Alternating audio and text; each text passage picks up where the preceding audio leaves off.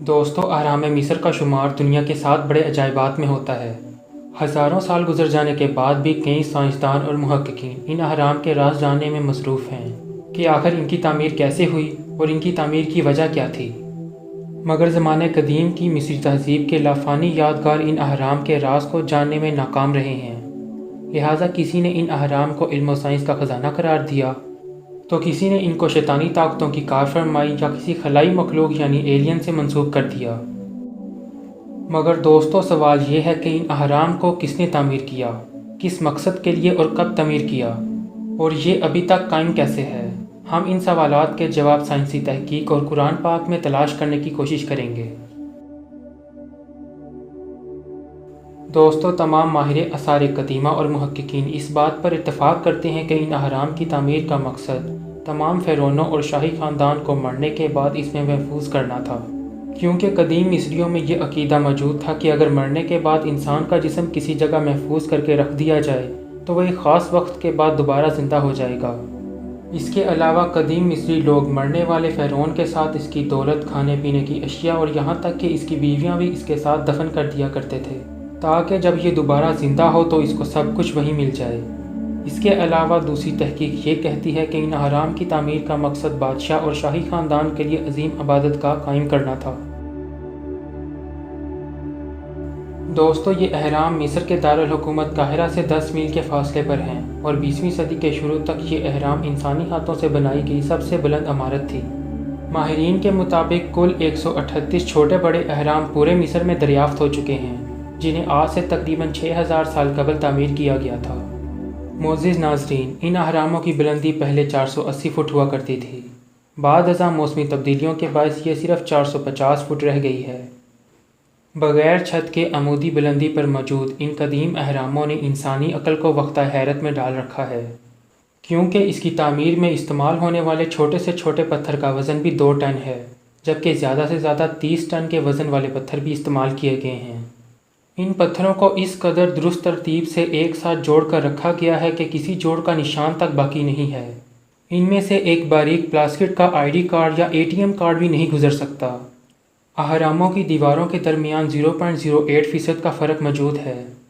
جبکہ یہ جان کر آپ کو حیرت ہوگی کہ آج کی 21ویں صدی کی تمام تر ٹیکنالوجی کو استعمال کرتے ہوئے تعمیر ہونے والی عمارت میں بھی اس سے کہیں زیادہ فرق موجود ہوتا ہے۔ ناپولین نے جب مصر کو فتح کیا تو اس کے دل میں ان اہرام کے راز جاننے کا شوق پیدا ہوا، لہٰذا تحقیق کرنے پر پتہ چلا کہ صرف ایک اہرام کی تعمیر میں اتنے پتھر استعمال ہوئے ہیں کہ اس سے پورے فرانس کے گرد 10 فٹ اونچی اور 1 فٹ موٹی دیوار تعمیر کی جا سکتی ہے، اور مزید یہ کہ اگر ان پتھروں کو 1 فٹ کے چھوٹے چھوٹے سلوں میں کاٹ دیا جائے تو یہ چھوٹے چھوٹے پتھر پوری زمین کے گرد ایک زنجیر بنانے کے لیے کافی ہوں گے۔ ناظرین کرام، سوال یہ پیدا ہوتا ہے کہ ہزاروں سال قبل یہ سب ممکن کیسے ہوا؟ کیا صدیوں پہلے کا انسان قطب نما کا استعمال جانتا تھا؟ اس وقت ایسی کون سی ٹیکنالوجی تھی جو آج کے انسانوں کے پاس موجود نہیں ہے؟ کیونکہ آج کی کوئی بھی کنسٹرکشن کمپنی اہرام مصر کو تعمیر نہیں کر سکتی، اور نہ ہی کوئی مشینری اس کو ایک جگہ سے دوسری جگہ منتقل کر سکتی ہے۔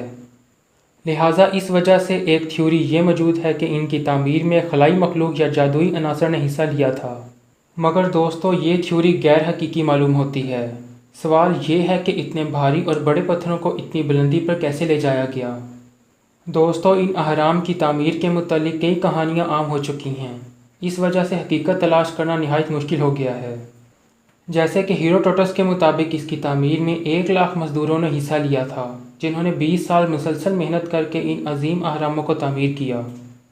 جبکہ مصر کے مقامی ماہرین اس تھیوری کو رد کرتے ہوئے کہتے ہیں کہ 30,000 ہنرمندوں نے دستی اوزاروں کی مدد سے ان پتھروں کو تراشا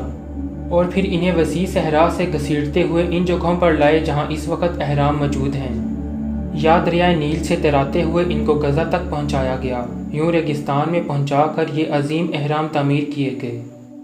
دوستو، یہ پتھر دراصل مصنوعی ہیں اور یہ سائنسی تحقیق ان تمام تھیوریز کو غلط ثابت کر دیتی ہے، لہٰذا ممکن ہے کہ ان کو تعمیر کی جگہ پر ہی گرینائٹ کی مدد سے بنایا گیا ہو۔ معزز ناظرین، غیر یقینی طور پر قرآن پاک میں ان اہرام کی تعمیر کا ذکر 1400 سال پہلے سے موجود ہے، جس میں اللہ تعالیٰ ارشاد فرماتا ہے، اے حمان، تو میرے لیے مٹی کو آگ میں پکا پھر میرے لیے ایک بلند عمارت بنوا تاکہ میں اس پر چڑھ کر موسیٰ کے خدا کا سراغ لگا سکوں۔ اس آیت مبارکہ میں فرعون حمان کو حکم دے رہا ہے کہ میرے لیے ایک بلند عمارت بنواؤ۔ اس کے علاوہ اس آیت میں مصری تہذیب کے طرز تعمیر کو بھی بیان کیا گیا ہے کہ اس وقت مٹی کو آگ میں پکا کر مصنوعی پتھر بنا کر تعمیر کی جاتی تھی۔ اس کے علاوہ ایک اور جگہ اللہ تعالیٰ ارشاد فرماتا ہے، فرعون نے کہا کہ میرے لیے ایک بالا خانہ بنواؤ، شاید کہ میں آسمان کے دروازوں تک پہنچ جاؤں اور موسیٰ کے خدا کو دیکھوں۔ دوستو، مصر کی تاریخ کئی ادوار پر مشتمل ہے، جس میں ہر دور کو ایک سلطنت سے تشبیہ دی جاتی تھی۔ ان ادوار میں چوتھا دور نہایت اہمیت کا حامل ہے کیونکہ اس دور میں یہ اہرام تعمیر ہوئے، جبکہ اس سے پہلے کا دور اس فرعون کا تھا جو کہ حضرت موسیٰ علیہ السلام کے دور میں زندہ تھا۔ اس فرعون کو رامسس دوم بھی کہتے ہیں۔ رامسس دوم کا ایک وزیر بھی تھا جو کہ ماہر تعمیرات تھا۔ ممکن ہے کہ قرآن پاک میں جس حمان نامی شخص کا ذکر ہوا ہے وہ اس وزیر کے بارے میں ہو، یا ہو سکتا ہے کہ حمان اس دور میں کسی ایسے شخص کا لقب ہو جو کہ فرعونوں کے لیے تعمیرات کیا کرتا ہو۔